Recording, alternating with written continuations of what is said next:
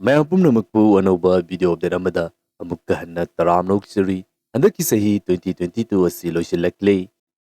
haukhriba sahi 2022 asida international gi oina leiriba platform asida geopolitics amasung international relation gi oina thokiba event sing adugi matangda khara yengminasi ihan han basidi 24th February 2022 gi numit asida Russia gi maikeidagi Ukraine invade tawduna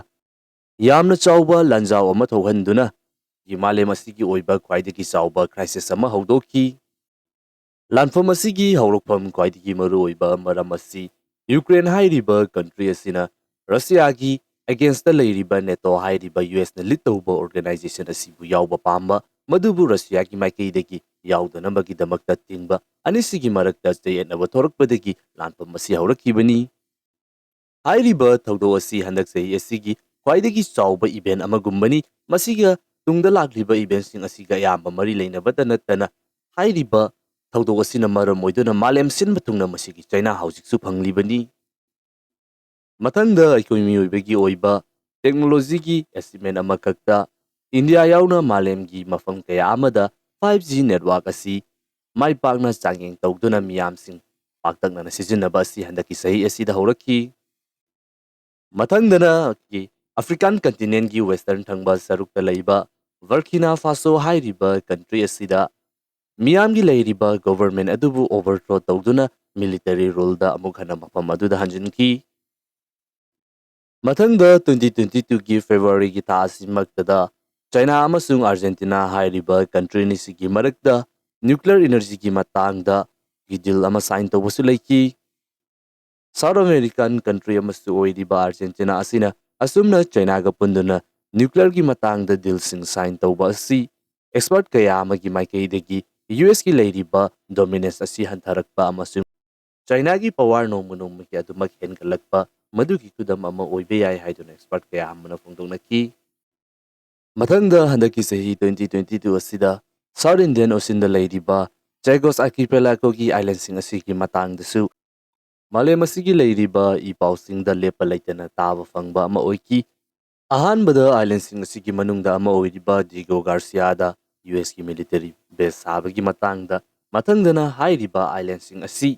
UK amasung Mauritius hairiba country ni sigi marakta island sing asigi mapu oinabagi damakta yetnaba masigi matangda hauji soknariba case Mauritius hairiba mafam asi matam amada British ki colony oina leiringai gi matam aduda British ki maikeide gi island sing asi Mauritius bu ningtamba piramlaba matungda island sing asi di pidana makhoi territory oina ngasi fawba uiduna lakribani madubu Mauritius ki maikeide gi makhoi gi oifam tokpani makoide gi munki bani haiduna case asi soknaribani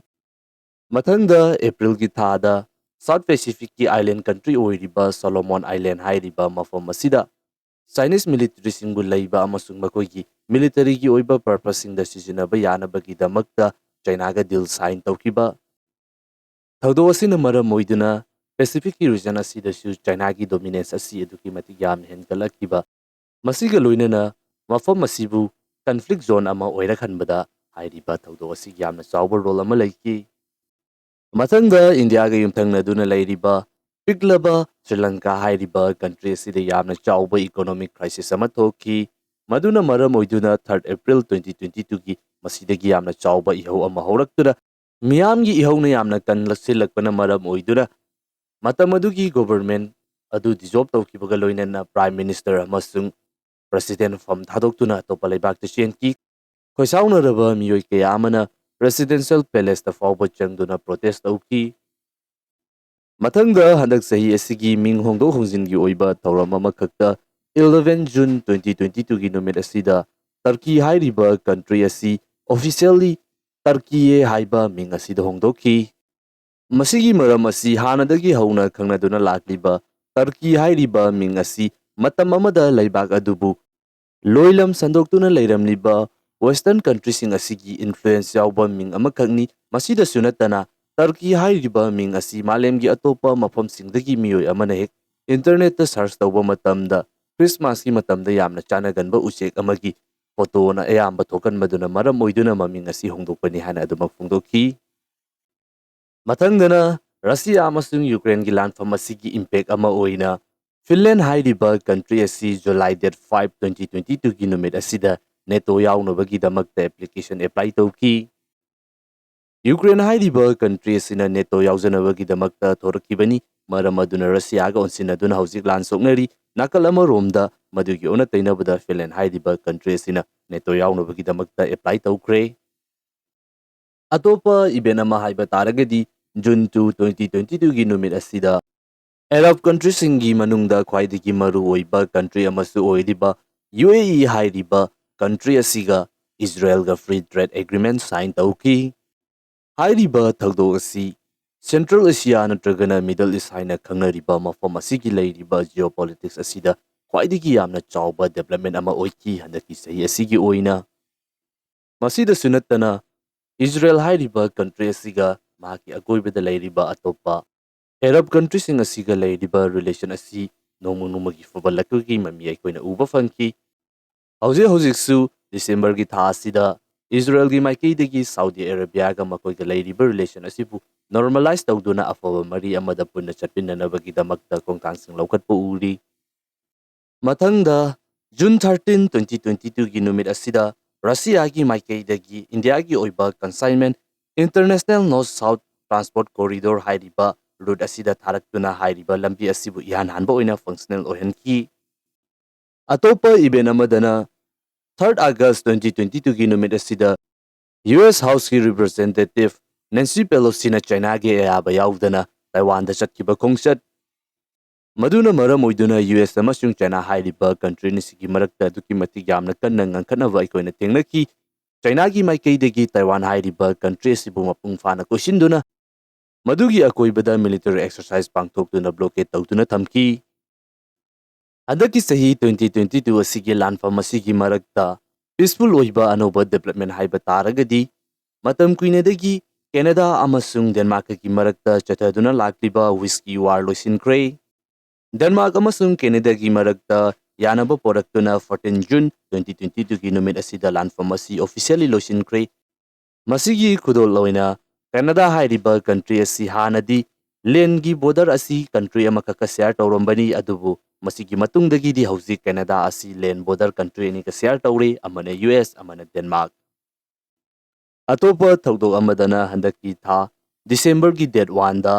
Chile amasung Bolivia hairiba country ni sigi marakta leramba river gi oiba dispute adusu loisinkre country ani si fauduna cheliba silala river hairiba Turena sigi damakta matam kuinidagi yenaduna lakliba adu International Court of Justice ki maikaidagi pikiba judgment adu da country ni sina yaduna sigi issue asi loisinkibani mathangdana Armenia amasung Azerbaijan hairiba country ni ki conflict asi hausiksu leiri masigumlaba matam asida India gi maikaidagi handaki sahigi October tha asida 249 million longi maman oigadaba khulaising Armenia da yonsinki Handaki sahi 2022 asida India gi maikaidagi Philippines dasu India da sajaba BrahMos missile asi export tawduna handaki sahi asi India gi oina leiriba defense sector asi gi oina laibak phaba sahi ama oiki India amasung Cyprus hairiba country ni sigi marakta handaki tha asida military gi oiba deal sing sign tawkre masina maram oiduna Turkey amasung India ga leiriba relation asi lakadawriba sahi asida hena tension wangkalakpagi mawong amadasu adumak laknabagi maramni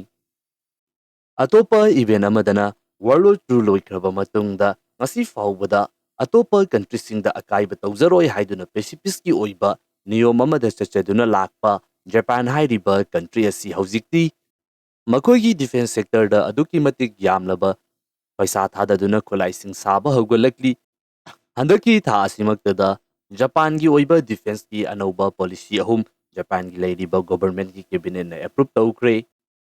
thawdo asi handaki sahi 2022 gi geopolitical gi oiba event singi manungda yamna chawba event ama adumak oiribani 2022 gi February thada horakiba Russia amasung Ukraine gi lanfam asi ngasi December date 31 numit asi fawbada losindana mathangi sahida lanfam asi adumak sungnakigadawri masini handak sahi asigi oina laikiba international gi oiba platform asida thokiba event kharagi oiba sum up videos video ꯑꯁꯤꯒꯤ ꯑꯣꯏꯅꯗꯤ ꯃꯇꯥꯡ ꯑꯁꯤꯗ ꯂꯣꯏꯁꯤꯟꯖꯔꯒꯦ ꯃꯊꯪꯒꯤ ꯆꯍꯤꯗ ꯑꯅꯧꯕ video ꯑꯃꯒ ꯂꯣꯏꯅꯅ ꯑꯃꯨꯛꯀ ꯍꯟꯅ ꯊꯦꯡꯅꯔꯁꯤ